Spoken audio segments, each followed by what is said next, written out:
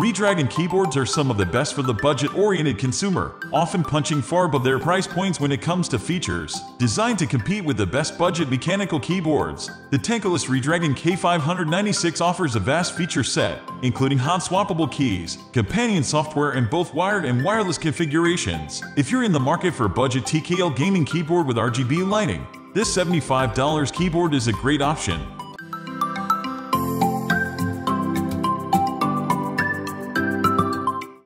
Design. The best gaming keyboards provide a design that suits your specific gaming needs. This is an ideal keyboard for FPS, Battle Royale, and MOBA gaming. It's highly customizable, giving gamers an easy means of programming and swapping keys. Plus comes with linear switches for fast activation. It even includes extra switches and swapping tools. As a TKL, or tenkeyless mechanical keyboard, the K596 is smaller in size than a full-size keyboard, and it lacks a numpad on the right-hand side like you'd see on full-size units. However, Redragon makes up for this with macro keys along the left column of keys and top portion of the case, with the gone-through G5 keys placed directly to the left of the tab, caps lock, shift, and control keys, and additional macro keys along the top. Since the gone-through G5 keys are along the side, this ends up moving everything over by one key. If you're accustomed to a full-size keyboard or any keyboard that doesn't have extra programmable keys along the left side, this layout takes some getting used to if you use your gaming keyboard for typing in addition to gaming. This is a very functional layout for gaming,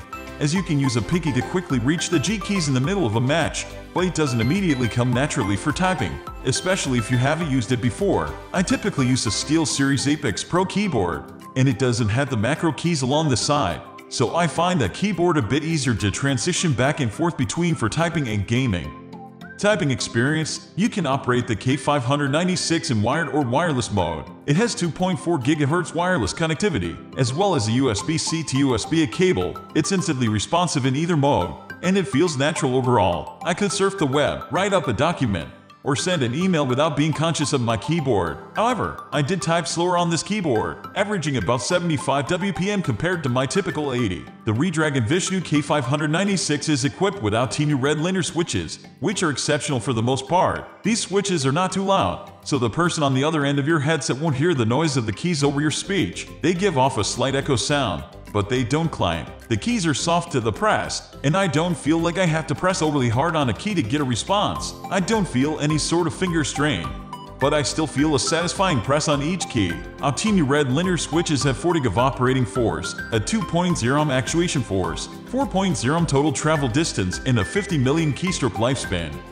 Gaming experience. I mainly played League of Legends and Elden Ring on this keyboard, and I didn't experience any sort of lag at all. The 2.4 GHz connection on the K596 is far superior to that of most Bluetooth keyboards, and the advertised range of 10 meters is accurate according to my testing. It shortens to around half of that range if you have obstructions like thick walls in the way, but you can get 10 meters of range with a clear path. When I'm sitting near my rig in wireless mode, my keystrokes instantly show up on the screen. While playing, I like to go back and forth between gaming and watching Twitch and YouTube videos, and I appreciate how this keyboard has buttons for functions like play, skip, and previous track. It also has a volume wheel, as well as programmable keys for basic functions like copy and paste. You can also program other functions on the G keys. I could truly customize each G key to fit my needs.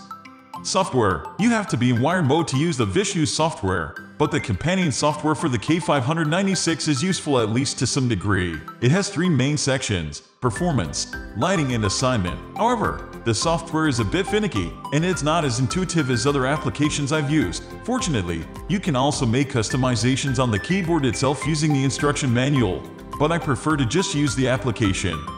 Thank you everyone for watching us till the end. It would be a great pleasure for us if you were a little helped with this video. Comment us below.